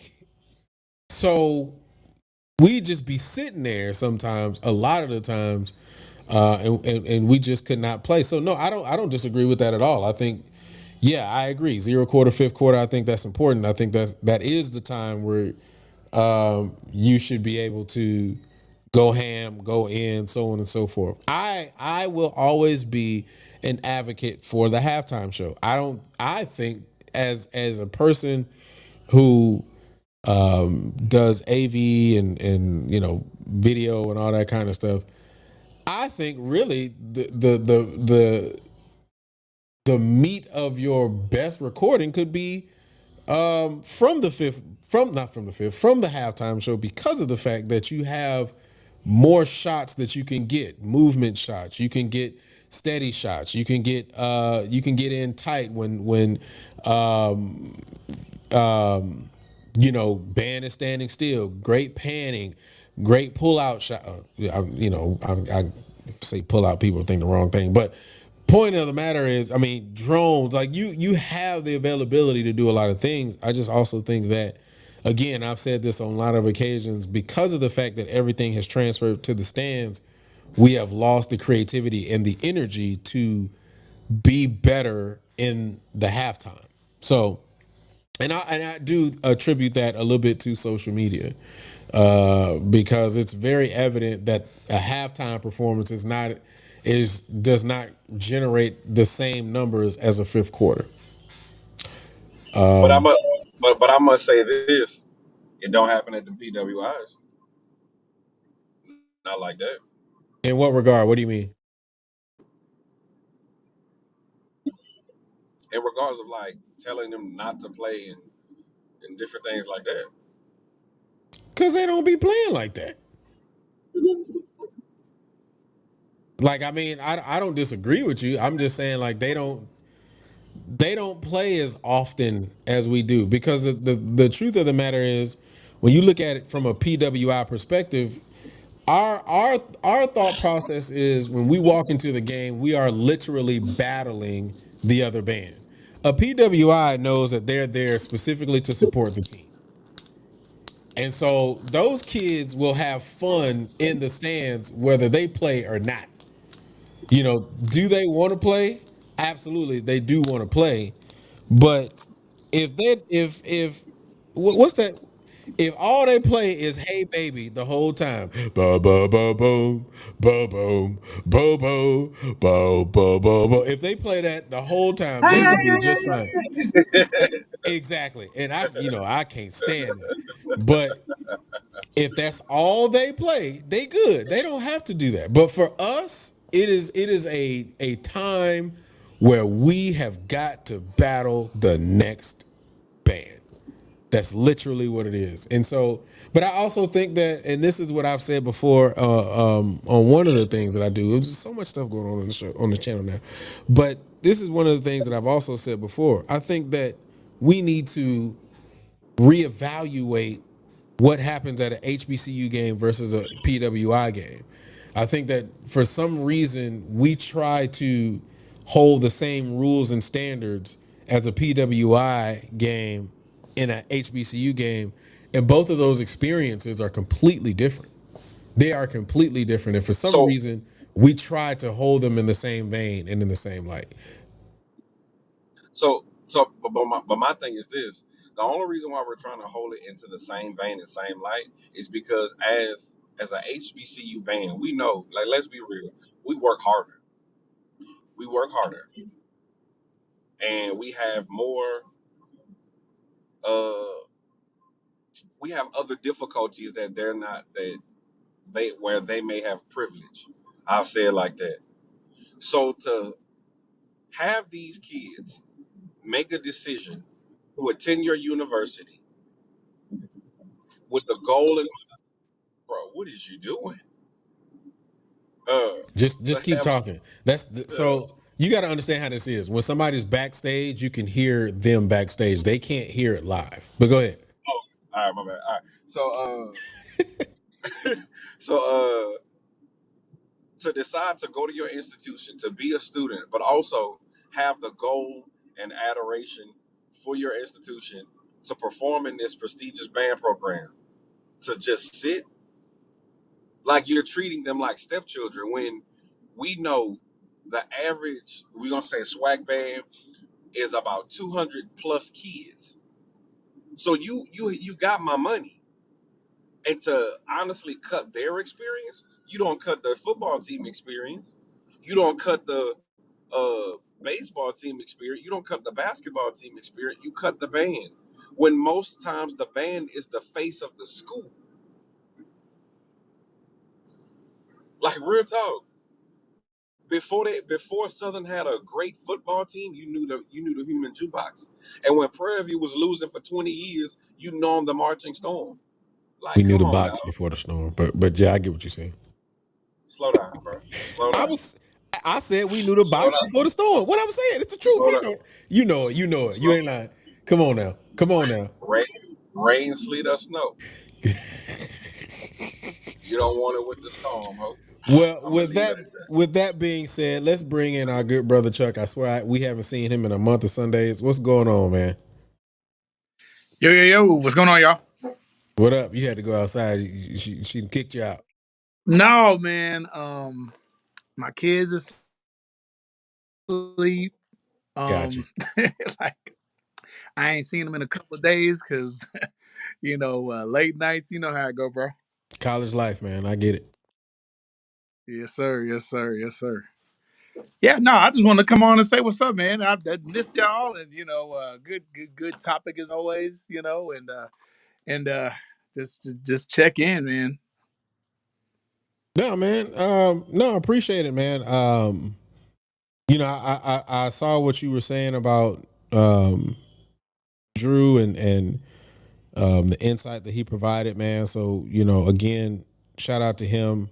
I'm sure that he'll probably get a chance to watch this on playback, and if he does, man, give the young brother his flowers, man, because of the fact that he's traversing this process the same way that we did, and Mm, one of the good things that I appreciated about him is him being open and candid about the fact that he was not prepared. So that means he's open and realistic about the fact that he made mistakes, and he can possibly make more. The same thing that we've all gone through, and there's nothing wrong with that. So, but yeah, man. Again, I got to tell you, I'll tell you live and direct. The fifth quarter with y'all in Jackson was one of the better fifth quarters of this year. Um, Great job in what you're doing. Up there in old Alabama, old Bama. yeah. Man, how's it go? How's it been going, man? Honestly, it's been going great. Appreciate the love and support. Again, it's a whole team effort. I'm fortunate to be under a great music educator and band director and Professor Carlton Wright, and I get to hear the pen of an amazing arranger, in Mario Warren, like every week and every day. And I always say that iron sharpens iron, and it's pushed me. Both of them have pushed me to be better, and I'm appreciative of that. It's a great experience. It's been great. The students have been amazing. Um, then the season is, we have our last game tomorrow versus Mississippi Valley. They are bringing their band, and it's a Thursday game. So I'm not sure. Did you have any Thursday games when you were at PV? In the five years that I was there, I can count on one hand the amount Right. that That's was like a there. new thing, I guess, with ESPNU or something like that. Like we Yeah, never had Thursday games when I was in school. And so that's always like kind of a monkey wrench into the week for students. Our call time is right when the calf opens. So that's, crazy. Like those are some of like the background things that folks don't understand. And you got to so rush and get them in, rush and get oh them my good. out. Right. Yeah, It's yeah. To say it. So and then of course, we leave for New York City on Sunday. And on top of that, we had a Veterans Day parade on Saturday. We have a special performance on Friday. One of the alums is working for Nike and dropped a shoe, Alabama A&M kind of like dunk type of shoe that's been plastered all over the internet, and so they're dropping that in the area. And so it's a lot going on. But it's been great. Definitely. Love the opportunity that I have. Somebody asked about the Magic City Classic. That was amazing. And I'll be honest. You mentioned something some weeks ago and bringing up about the fifth quarter with Jackson. And I think I told you this personally. I remember standing there, like we were in the bleachers, and I was like, "Oh my goodness!" I was like, I had like a surreal moment. This reminded me of an old school fifth quarter, like when I was in the band and when we were in the band. And I was like, yeah, we were throwing full songs back and forth. And then we got into, what I'm saying, the rap daddies per se. But before that, I mean, it was like straight vinyl going back and forth. And I was loving it from both ends. I'm like, yeah, like to me, the fifth quarter. is that's the time to display your musical ability at its height, even on, of course on the field, but then in the fifth quarter, like that's when I want to hear these full songs. That's when I want to see marches. And I know that's kind of contrary to what the new age think, but I don't know. To me, when I was, for fifth quarter, like marches or what we called at A&T non-returnables, meaning that you had to play something of that caliber. That's where you did it. That's where you did it in the fifth quarter because there was no football game going on. You couldn't stop. Songs were just being played, and it was a great opportunity. So it's been cool. We've enjoyed the season, my family and I, and everybody, and we're ready to cap it off with New York City. It's been a lot of work, but kids have been working hard, and it's been a long but good season so far. Man, I'm just gonna say again, man. I'm just and I'll tell you in front of everybody, man. I'm happy for you. I'm proud Thank of you. you. I can spill the beans a little bit now. I remember when you first told me, and I told you off top, hey, you got it, you good, hey, enjoy it, you gonna be great, blah blah blah. So, I'm gonna continue to support what you're doing. I'm going to continue to big you and the family up. My wife is always following your wife and all that kind of stuff. So, Thank but man, just happy for you, man. Just keep grinding, keep pushing. If I hear something, I'm gonna hit you up. Be like, hey, look, you probably need to. So but no, man, just keep it up, man. I'm really happy for you, bro. Yeah, man. Thank you so much, Yep. man. And again, you were mentioning just briefly about like the internet and stuff. I remember having a conversation at the Precision Camp with Dr. Kedrick Taylor. And we had it was outside of the auditorium at Morris Brown College, and he was like, bro, he's like, you gonna see how things switch and how things change, and how it is on the collegiate level, and to be honest, how sometimes like it hurts to see your people talk or do dirty, but then when you see them, they're like, oh hey, congratulations or whatever, and you just like, bro, you don't think I saw what you said? And knowing that you were probably you played six trumpet in the band, your impact was minimal, and if you were in the position, you would definitely not be able to hold it down in the way that some of our directors are doing. It's so different on the other side, and Yep. I just remember that conversation, and he was like, "Man, just keep pushing forward. You know what you're doing it for the students and for the university, and for those good, history and tradition, of the university band. That's what it's all about, and don't forget that." And so, definitely throughout this season, it's like, you know, as I kind of think of it, like you remember, in the Last Dance that Michael Jordan was talking about, like not reading the paper or then looking for the paper and getting motivation from some of the things. Like we definitely, like as a staff, like don't even like you know feed into the negativity, but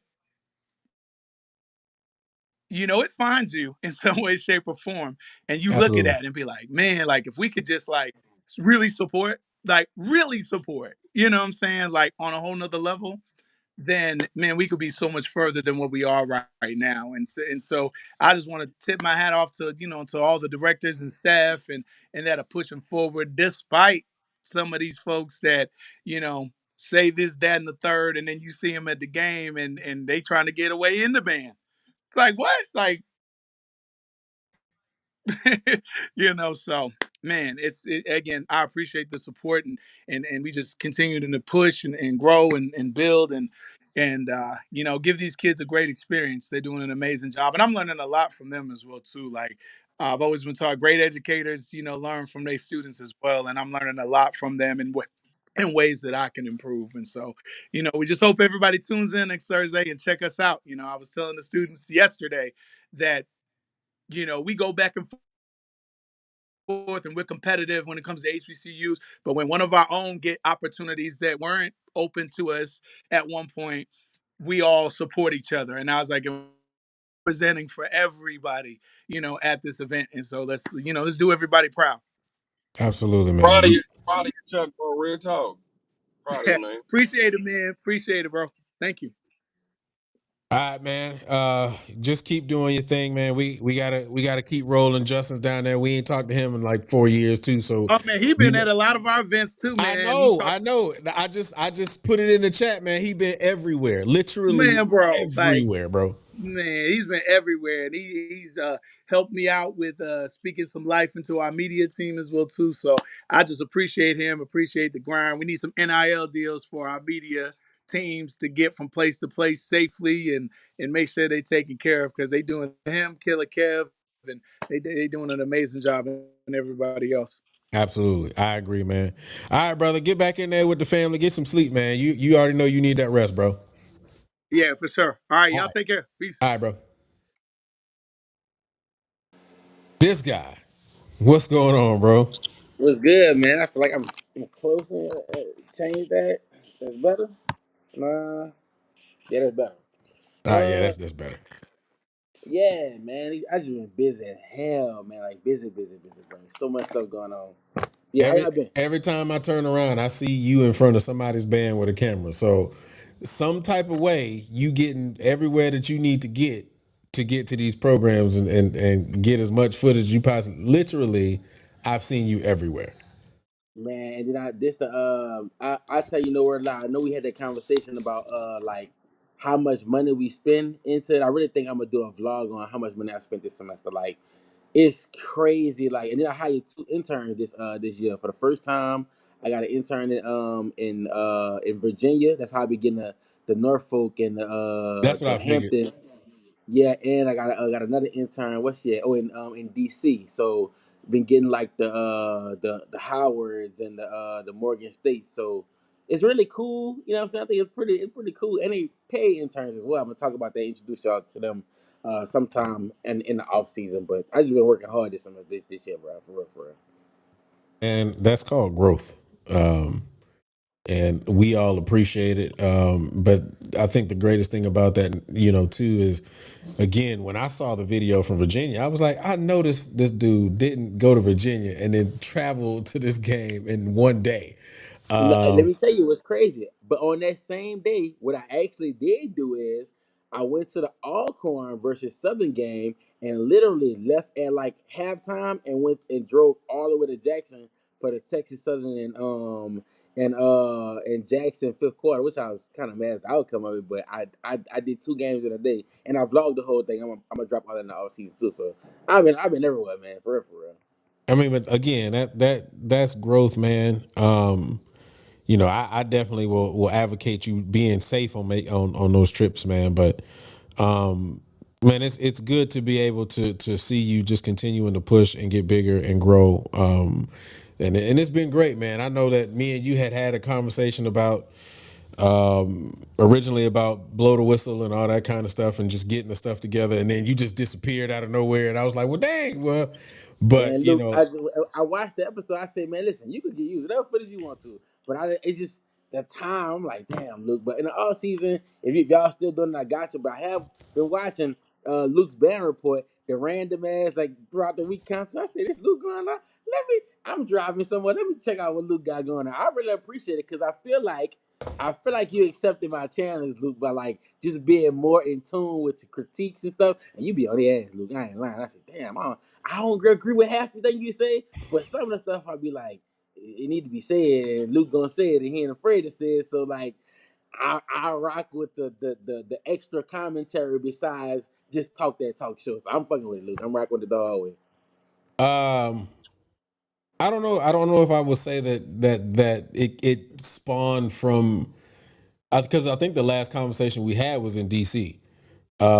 But I don't know if it spawned from that or not. I think one day I just realized I don't know. I felt like I had more to say, and so I just wanted to create something that was my way of saying it. And I do appreciate is when you message me and you were like, yo, I like this. You know what I'm saying? This is what I like. And I was like, all right, cool. But so I would definitely say 100% I appreciate you supporting and actually pushing for that. And I did it, and I'm doing it my way. And that's what I've been appreciating the most. And that's why I'm like, man, we got a lot of stuff happening on the network now between that, Blow the Whistle, Crystal Show. I'm not gonna be surprised if something else pops up out of the blue. But no, I really do appreciate the support, man, and that you've been giving since day one. And so yeah, man, I appreciate it 100%. Yeah, man, for sure. I wanted. I was gonna try to catch check on here. I might pop up to the game tomorrow because I already got my flight booked. But I will be in New York with them all week for Macy's Day. So y'all may get some nice behind the scenes coverage of that, man. So yeah, it's my last thing. Well, no, I'm lying.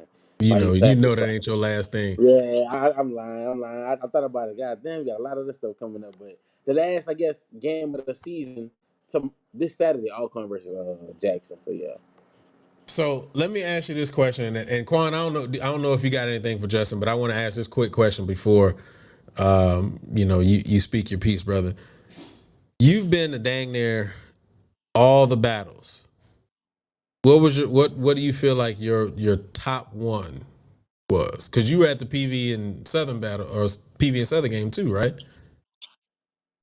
Yes, the fuck I would. I'm sorry, Okay. remind me to curse. I like that. You ain't messing with that stone. I'm rocking with people get along with. I just hate this season. It falls how it falls. It's almost like you forget about them because they don't play nobody in the last stretch. It's like, damn, like you know what I'm saying. So you can't hear. I'm gonna tell you this, nowhere to lie. I was in the VIP suites at Southern. You know, I'm a Southern alum. I do that. And then the first song of the zero quarter, they had a mild ooh came across the whole stadium, and I was like, I just know who I think it is. You know, Big Boy said, I just know. And I didn't even record the zero quarter because that's how interested I was. I said, fuck y'all YouTube. I'm gonna watch this myself on this one. I said, yeah, PV, I'm liking it. Now, granted, Sutter was doing their thing, but it just was a breath of fresh air. And Hop even came down and hollered at me, said, oh yeah, we can't prepare for this. It was senior night, so they had so many senior on the team, so they had to stop the zero quarter to announce the seniors. He's like, we can't prepare for this. I'm like, dang, I like it, but to go back to your question, hands down to me, the best fifth quarter the battle was A&M versus Jackson. I agree with you, Luke, because it was one of those. Okay, they're playing music. They're playing that. I want to get up to Luke. That Mary Jane hit. Granny better at the Jackson battle than it did at Madison Classic. I was a little disappointed, but that was one of the ones that like, oh shit, and them come to play. And even I talked to Jackson folks. At Jackson folks said that was the best fifth quarter they have. So whenever y'all doing y'all who was the top five bands. I personally just want to make sure that A&M don't go un unsaid. And as well, people might not like it. I personally like Alcorn this year. I feel like they better and smaller. They just lack the numbers. Like and at point in the battle when you battling big people, it's gonna be like, okay, it's just not enough to make me convinced, but they do sound good. So I say that was the best battle. That in Texas Southern and Southern the second was the best battles of the season. So But that those two, my so standout you battles. in the same you in the same boat that I'm in. I said two best battles to me all year. Those two. But yeah, Quan, what you got, bro? Nah, cause see, this what he did, Luke. This what he did, bro. He basically set me up, cause I had text Luke and I said, bro, you saw that battle with PV and Southern. I said, I think this one of I the ain't best set you up. ones.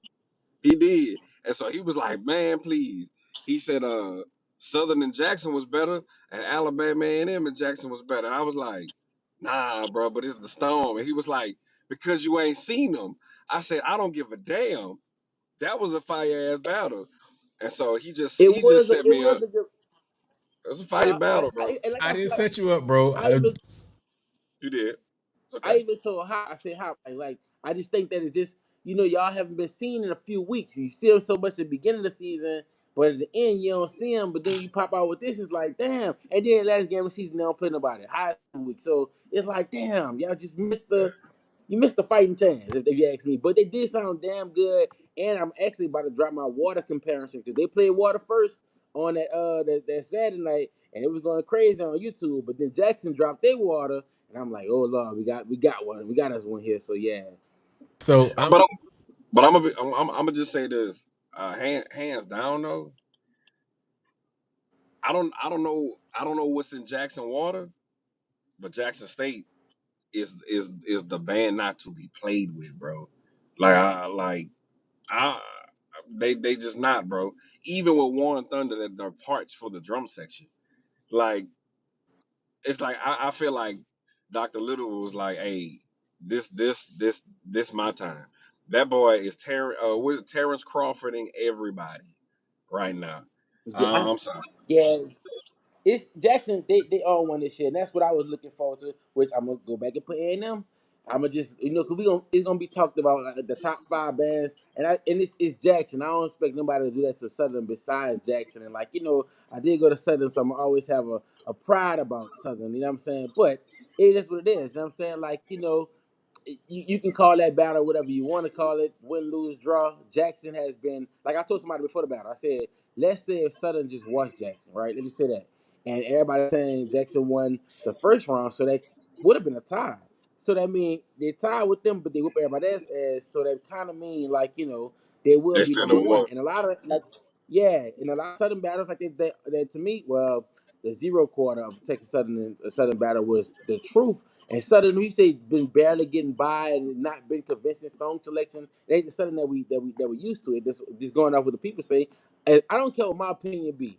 When the masters say something, you know what I'm saying, I kind of take heed to it. I'm like, all right, if everybody feel that way, I ain't gonna be the only one trying to convince the world, but I'm always standing on what I think. But nevertheless, y'all right. Jackson has been the most consistent band, and I'm gonna be interested in watching this Alcorn battle Saturday. I know everybody's just gonna call Alcorn out when you definitely can't. But yeah, so I agree with y'all fellas.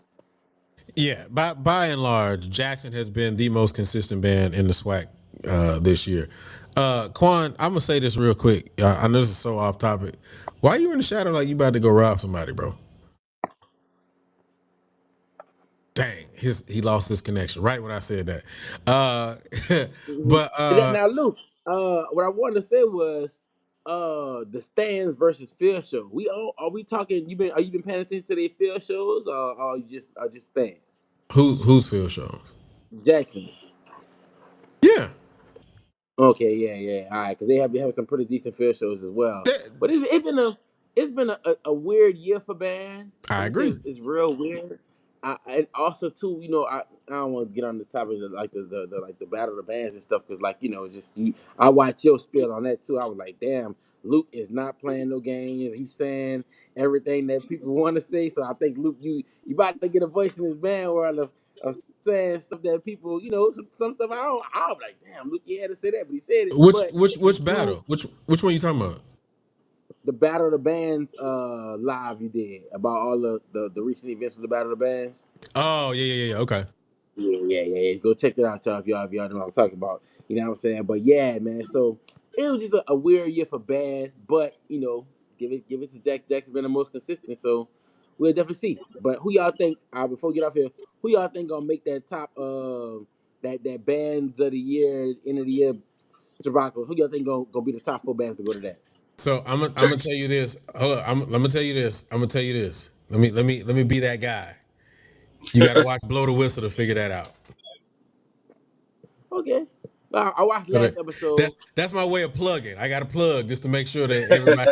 I got to plug. So yeah, Okay. in order to get that answer, you got to watch the next episode of Blow the Whistle to get our thoughts on that. But I will say this though, the next episode will drop whenever the new rankings drop.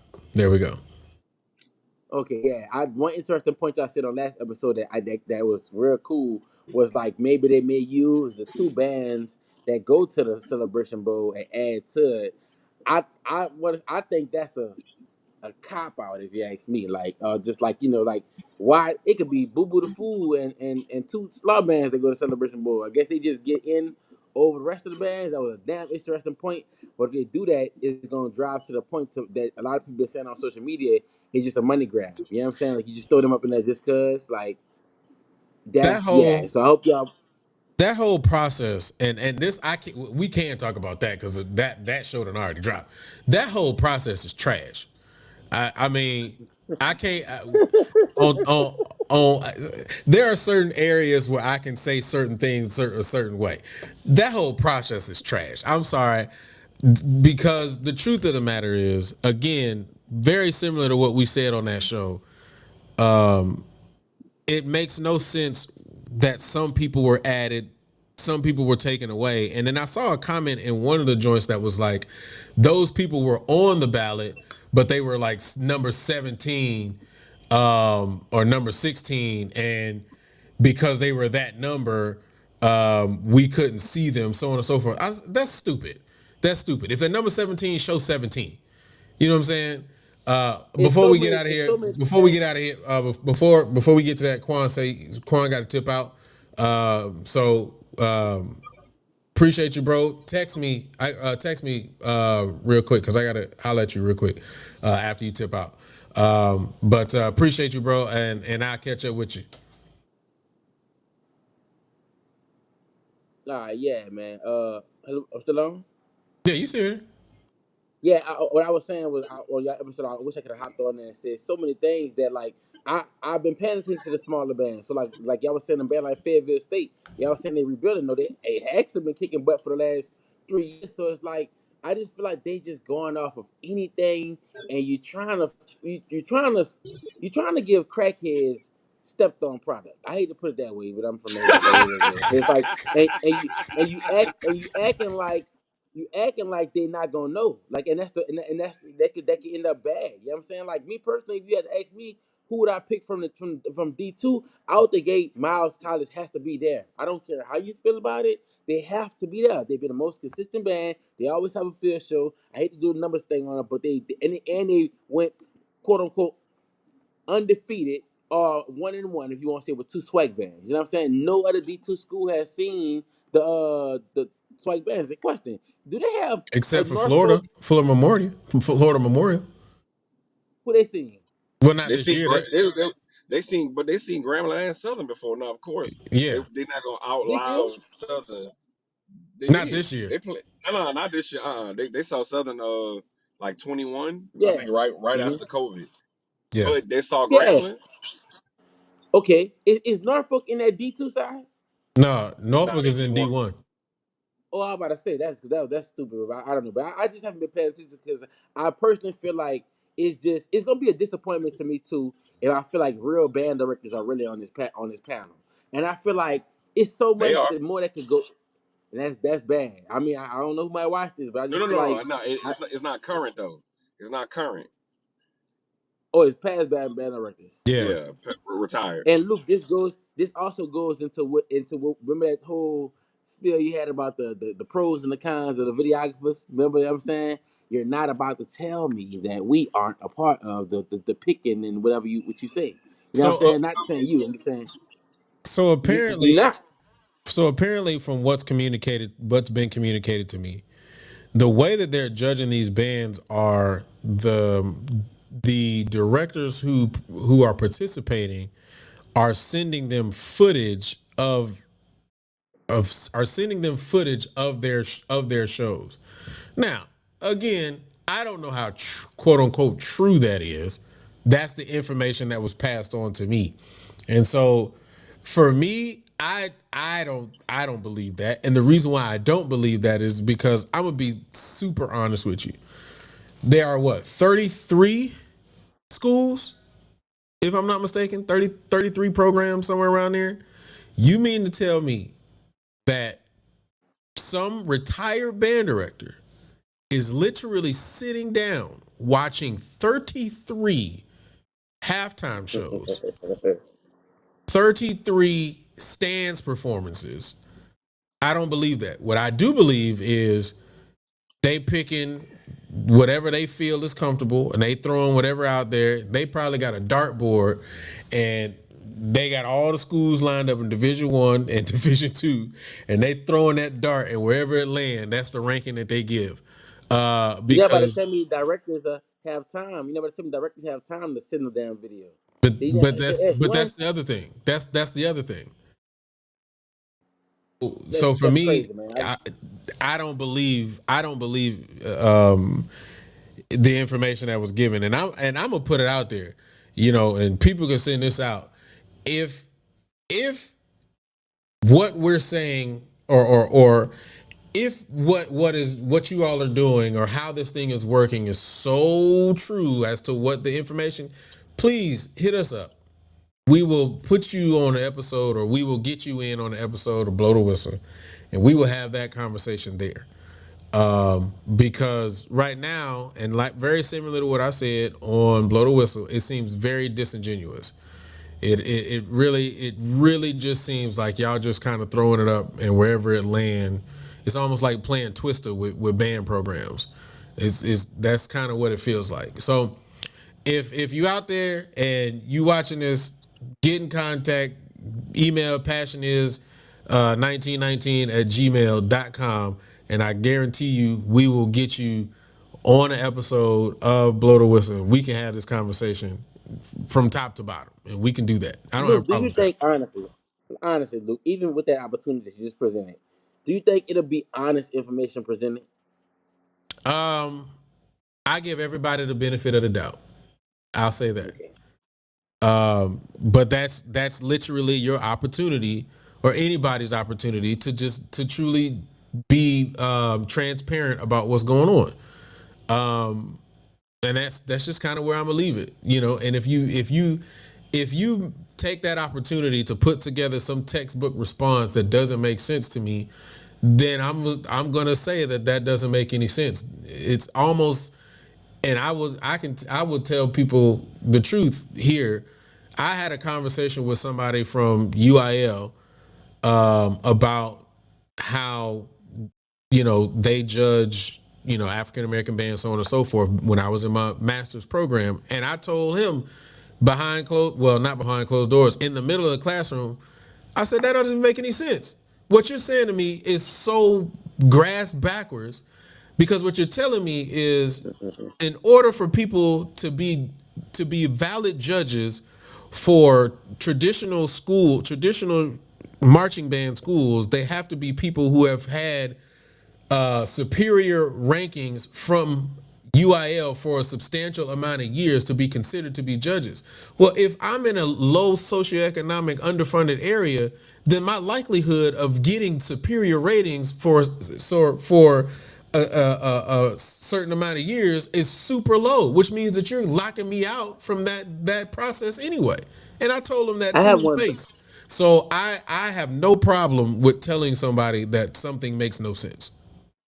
And then it's like I'm about to say, you're not about to tell me like you don't use like what you see on YouTube as this and what you see on YouTube. I just feel like it's unfair to everybody. And like this, we always say we should do adjudicated events like this. This is one of the reasons why I don't think we should do it, because unless you're gonna split all these bands in half and be like, okay, this year y'all 10 are gonna be judged. Next year, y'all 10 gonna be judged. That's that. It's so many ways that you can go about it, but it's gonna be some hell of a convincing for me to really believe that this is how y'all judging these bands, and this band like a Virginia Union, because I seen them this year. I say, boy, they did a whole 360, and they look good and they sound good. I watched the Virginia State battle, so they have a chance in this whole thing all year, every week. You're not about to tell me something watching no Virginia Union with videos every week, like how you said. So I don't know, man. Not just crap on Virginia Union, but small bands like that who would need the exposure, and this platform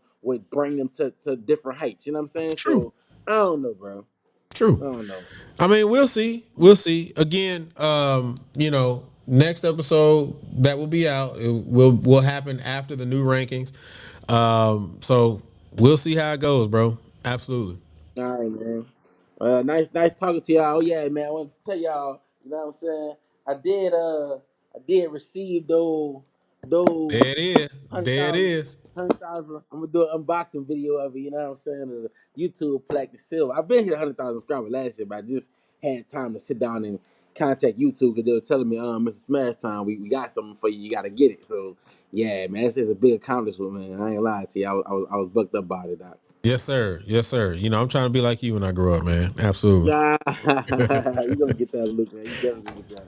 But all right, so I'm gonna holler at y'all, man. Nice talking to y'all. Nice All being on right, the brother. show. Same here, man. All right. Man, with that being said, I mean everybody done tipped out of here, man. Drew done tipped out, Quan had to tip out, and it's all good. I understand people had to do what they got to do, man. But this has been a super dope episode. It really feels great to be back on Talk the Talk and just be able to have the conversations with certain people and with my crew. I truly missed the crew. Unfortunately, Portrait couldn't join us tonight, man. And also, man, Apri could not join us tonight as well, but we gonna bring her back. She will be on the next show, man. I will say this, man. This has again been super dope. I realized tonight, man, when it comes to the young guys, the young band heads, there's not too much difference from who we are and who they are. Only thing that changes us and this difference between them is just really experience, man, and the things that they experience versus the things that we've experienced. We grew up without social media. They grew up with social media. We grew up where, band was just a little different, and so that experience makes them just a little bit different, but not too much. We have all had the same experiences, man. So this has been super great, super dope. I will say this, man. If you have not done it, go check out the last episode of Blow the Whistle. If you have not done it, also please make sure. I went live today, man. I went live today and I talked about my personal opinion with the Prairie View and Southern game.